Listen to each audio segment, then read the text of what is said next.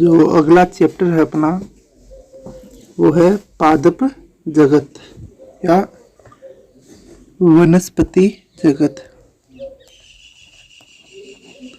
वनस्पति जगत, ठीक है, पादप जगत या वनस्पति जगत। चैप्टर नंबर है ये, चैप्टर नंबर है 3। क्या चैप्टर नंबर 3 पादप जगत या वनस्पति जगत। ठीक है, देखो पादप जगत या वनस्पति जगत क्या है। हमने आरएच व्हिटेकर का वर्गीकरण पढ़ा था शुरू की क्लासों के अंदर, पहले की वीडियो के अंदर। आरएच व्हिटेकर, तो आरएच व्हिटेकर ने क्या किया था कि समस्त जीवों को 5 वर्गों के अंदर बांटा था। आरएच व्हिटेकर ने समस्त जीवों को 5 वर्गों में बांटा था, जिसे पंच जगत अवधारणा दी थी, नाम दिया था। 5 जगत कौन कौन से थे? मोनेरा, प्रोटिस्टा, कवक, पादप और जंतु। मोनेरा, प्रोटिस्टा फंगस है, फंजाई है, पादप यानी प्लांटी, जंतु यानी एनिमल। ये 5 जगत के अंदर बांटा था। तो शुरू के वीडियो के अंदर हमने जो मोनेरा जगत है, प्रोटिस्टा जगत है और कवक जगत है, इन तीनों जगतों के बारे में पढ़ा था। अगला जो जगत है अपना, उस जगत का नाम है पादप जगत या वनस्पति जगत। अब देखो पादप जगत या वनस्पति जगत में किस प्रकार के पादप है उनको सम्मिलित किया गया है, इसके बारे में हम इस चैप्टर के अंतर्गत पूरा पढ़ेंगे। देखो पादप जगत या वनस्पति जगत, तो व्हिटेकर की 5 जगत अवधारणा में पादप जगत में सभी यूकेरियोटिक, बहुकोशिकीय, प्रकाश संश्लेषी पादपों को सम्मिलित किया गया है। यानी 5 जगत जो अवधारणा है जो व्हिटेकर ने दी थी, उस अवधारणा में उन्होंने पादप जगत के अंदर सभी यूकेरियोटिक जीवों को, जो बहुकोशिक होते हैं, जिनमें प्रकाश संश्लेषण की क्रिया पाई जाती है, उन सभी को पादपों के अंदर सम्मिलित किया था। ये स्वपोषी होते हैं अर्थात ये अपना खाना प्रकाश संश्लेषण की क्रिया के द्वारा स्वयं बनाते हैं। अपना भोजन है वो स्वयं बनाते हैं। अपने भोजन के लिए दूसरे जीवों पर ये निर्भर नहीं रहते हैं। इनके द्वारा सूर्य की प्रकाश ऊर्जा को रासायनिक ऊर्जा में परिवर्तित किया जाता है। ये जो सूर्य से आने वाली प्रकाश ऊर्जा है, उस प्रकाश ऊर्जा को प्रकाश संश्लेषण की क्रिया में रसायन ऊर्जा में बदलते हैं। तो प्रकाश ऊर्जा को ये रसायन ऊर्जा में बदलने का काम करते हैं। इस रासायनिक ऊर्जा से ही अपना भोजन है वो प्राप्त करते हैं। सभी पादपों को 5 भागों में बांटा गया है। यानी व्हिटेकर ने पंच जगत अवधारणा में पादप जगत बनाया था, ठीक है। इसके बाद में जो जितने भी पादप हैं, उन सभी पादपों को आगे फिर से 5 भागों के अंदर बांटा गया है। 5 भाग कौन कौन से हैं पादपों के?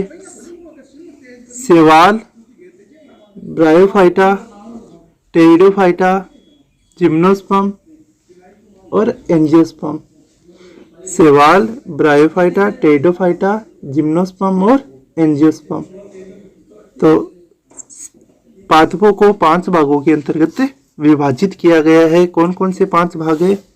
शैवाल, ब्रायोफाइटा, टेरिडोफाइटा, जिम्नोस्पर्म और एंजियोस्पर्म। यानी पादपों को भी आगे 5 भागों में विभाजित किया जाता है। इन 500 भागों का हमें अध्ययन है इस चैप्टर के अंदर करना है। यानी 500 भाग है वो इस चैप्टर के अंतर्गत हमें पढ़ेंगे, ठीक है। अब थोड़ा इनका छोटे रूप में इंट्रोडक्शन बता देता हूँ 500 का। देखो, शैवाल सबसे सरल पादप होते हैं। शैवाल जिनमें जड़, तना और पत्ती का अभाव होता है, ठीक है। इनका जो शरीर है उनको थैलाब या थैलस बोलते हैं। एक थैले के जैसा होता है, जिनमें जड़, तना और पत्ती नहीं पाई जाती। ये अलग अलग कलर के रंग के हो सकते हैं। ब्रायोफाइटा में जड़, तना और पत्ती है वो उन जैसी संरचनाएं पाई जाती है। जड़, तना और पत्ती जैसी संरचनाएं पाई जाती है। टेरिडोफाइटा में विकसित जड़, तना और पत्तियां पाई जाती है, ठीक है। जिम्नोस्पर्म जिम्नोस्पर्म पूर्ण रूप से विकसित पादप होते हैं जिनके अंदर जड़, तना और पत्ती भी पाई जाती है, और सघन उत्तक यानी इनके जाइलम और फ्लोएम उत्तक है वो भी विकसित होते हैं। लेकिन इन पादपों में जो पुष्प है, फ्लोवर है, वो नहीं लगते हैं। ठीक है, इन पादपों को अनावर्त बीजी पादप भी कहते हैं। ठीक है, जिम्नोस्पर्म का दूसरा नाम क्या होता है? अनावर्त बीजी। यानी इन पादपों के पौधों में जो बीज लगते हैं वो बीज है वो किसी भी आवरण से ढके हुए नहीं होते हैं, इसलिए इनको अनावर्त बीजी भी कहा जाता है। और लास्ट भाग होता है एंजियोस्पर्म। एंजियोस्पर्म है ये सबसे विकसित पादप समूह के में आते हैं। इनमें जो जड़, तना, पत्ती और संवहन तंत्र है वो विकसित रूप पाए जाते हैं। इन्हें आवर्त बीजी पादप भी कहा जाता है क्योंकि इनके बीज है वो आवरण द्वारा ढके हुए होते हैं। इनमें पुष्प लगते हैं तो पुष्पधारी पादप भी इनको कहा जाता है। तो ये पादपों के 5 वर्ग है। ठीक है, सबसे पहला वर्ग शुरू करते हैं हम आज के वीडियो के अंदर। सबसे पहला वर्ग है शैवाल, एल्गी। शैवाल को इंग्लिश में क्या बोलते हैं? एल्गी। तो ALGI, एल्गी। एल्गी किसको बोला जाता है? शैवाल को। अब एल्गी क्या है देखो, एल्गी शब्द का प्रयोग सर्वप्रथम लिनियस ने किया था जिसका अर्थ समुद्री खरपतवार होता है। यानी इस एल्गी शब्द का उपयोग है सबसे पहले लिनियस वैज्ञानिक है उसने किया था, और इस एल्गी का अर्थ होता है समुद्री खरपतवार। ये लवणीय व समुद्री जल में सभी स्थानों पर पाए जाते हैं। यानी लवणीय समुद्री जल सभी प्रकार के जल के अंदर एल्गी है वो पाई जाती है। इसमें पादप शरीर जड़, तना व पत्तियों में विभेदित नहीं होता है। यानी एल्गी शैवाल है, इनके अंदर जड़, तना और पत्ती है ये संरचनाएं नहीं पाई जाती है। यह चौड़ा व चपटा होता है। एल्गी है चौड़ी और चपटे आकार की होती है जिसे थैलस कहते हैं। यानी इसकी संरचनाओं क्या बोला जाता है? थैलस। देखो एल्गी है वो कुछ इस प्रकार से इनकी संरचना है वो दिखाई देती है जिनमें जड़, तना और पत्ती है वो अनुपस्थित होती है। ठीक है, तो ये है एल्गी। अब इस एल्गी के इस शरीर को ही क्या बोला जाता है? थैलस। इस शरीर को क्या बोला जाता है? थैलस, जिसके अंदर जड़, तना और पत्ती नहीं होती है। ठीक है, अगर प्रश्न पूछा जाए कि थैलस किसे कहते हैं तो थैलस में हम क्या लिखेंगे कि एल्गी है, शैवाल है, शैवालों के अंदर जड़, तना और पत्ती नहीं पाई जाती है। उनका पादप शरीर है वो एक थैले के आकार का होता है। इनके पादप के शरीर को ही थैलस कहते हैं। तो आगे देखो, शैवाल के अध्ययन को शैवाल विज्ञान या फाइकोलॉजी कहते हैं। विज्ञान की एक शाखा है जीव विज्ञान की फाइकोलॉजी। फाइकोलॉजी के अंदर शैवालों का अध्ययन किया जाता है। यानी शैवाल के अध्ययन को क्या कहा जाता है? फाइकोलॉजी या शैवाल विज्ञान। शैवाल के अध्ययन को फाइकोलॉजी या शैवाल विज्ञान कहा जाता है। अब देखो शैवाल विज्ञान का जनक, शैवाल विज्ञान का जनक F.E. फिश को कहा जाता है, जबकि भारतीय शैवाल विज्ञान का जनक M.O.P. आयंगर को कहते हैं। ये दो वैज्ञानिक है, F.E. फिश और M.O.P. आयंगर। तो शैवाल विज्ञान का जनक है वो तो F.E. फिश को कहा जाता है, और भारत के अंदर जो शैवालों का अध्ययन सर्वप्रथम किया था उन वैज्ञानिक का नाम था आयंगर। तो भारतीय शैवाल विज्ञान का जनक तो हो गए आयंगर, और वैसे शैवाल विज्ञान का जो जनक है वो कहेंगे F.E. फिश को। सभी शैवालों में निम्न विशेषताएं पाई जाती है। शैवालों की विशेषताएं, शैवालों में कौन कौन सी विशेषताएं होती है? देखो सबसे पहली 1 नंबर, पादप शरीर थैलसनुमा होता है। थैलसनुमा यानी जड़, तना और पत्ती का अभाव होता है, जिसमें जड़, तना और पत्तियां नहीं पाई जाती। ये शैवालों की पहली विशेषता हो गई।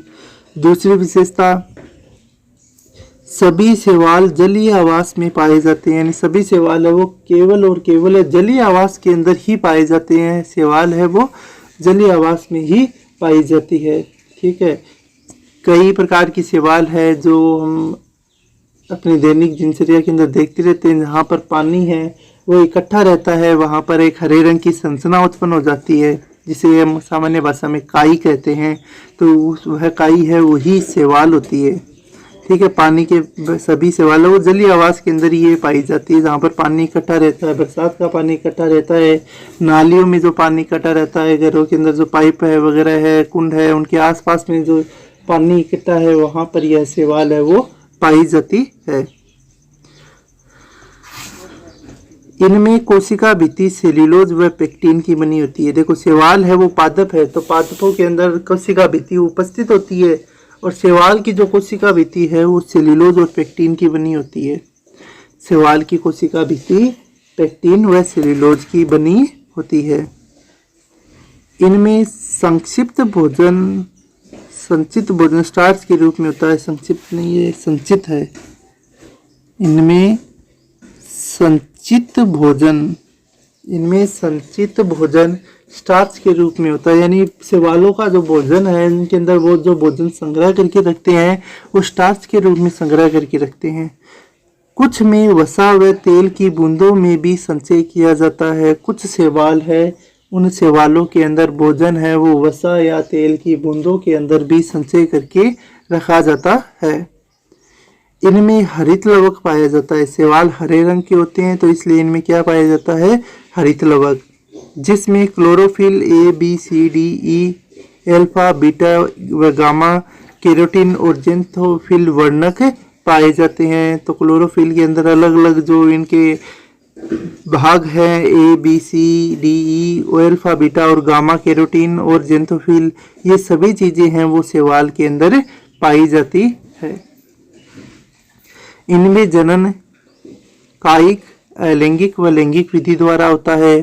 शैवालों के अंदर जनन है वो कायिक अलैंगिक और लैंगिक विधि द्वारा जनन की क्रिया है वो इनमें होती है। कायिक जनन द्विविभाजन विखंडन व बहुविखंडन विधि द्वारा होता है। जो कायिक जनन है वो द्विविभाजन विखंडन और बहुविखंडन विधि है उसके द्वारा इनमें कायिक जनन पाया जाता है। अलैंगिक जनन चल बीजाणुओं या चतुष्क बीजाणुओं आदि द्वारा होता है। अलैंगिक जनन की जो क्रिया है वो चल बीजाणुओं द्वारा और बीजाणुओं के द्वारा होती है। देखो चल बीजाणु यानी जो बीजाणु जो गतिशील होते हैं, गतिशील होने के कारण इनको चल बीजाणु कहते हैं। जो गतिशील नहीं होते हैं उनको अचल बीजाणु कहा जाता है। और चतुष्क बीजाणु यानी बीजाणु है वो एक चतुष्क के रूप में रहते हैं, उनके द्वारा इनमें अलैंगिक जनन की जो क्रिया है वो संपन्न होती है। लैंगिक जनन समयुग्मकी, असमयुग्मकी या विषमयुग्मकी प्रकार का होता है। तो अलैंगिक जनन भी इनके अंदर पाया जाता है जो कि समयुग्मकी, विषमयुग्मकी या असमयुग्मकी है वो प्रकार का हो सकता है। लैंगिक जनन के दौरान नर जननांग के रूप में पोधहानि व मादा जननांग के रूप में अंडधानी का निर्माण होता है। युग्मकों के संयोजन या निषेचन द्वारा द्विगुणित युग्मनज बनता है जिसमें भ्रूण का विकास नहीं होता है। इसमें पीढ़ी एकांतरण पाया जाता है। इनका मुख्य पादप शरीर अगुणित युग्मकोद्भिद होता है। केवल युग्मनज बनते समय ही द्विगुणित बीजाणुद्भिद अवस्था का निर्माण होता है। तो ये शैवालों के क्या हो गए, मुख्य विशेषताएं। ठीक है, देखो इनका मुख्य पादप शरीर है वो अगुणित युग्मकोद्भिद होता है, यानी जिस पर युग्मक बनते हैं वो इनका मुख्य पादप शरीर होता है और इसके ऊपर युग्मक बनते ही द्विगुणित बीजाणुद्भिद अवस्था बन जाती है। ठीक है, तो ये शैवालों की मुख्य विशेषताएं।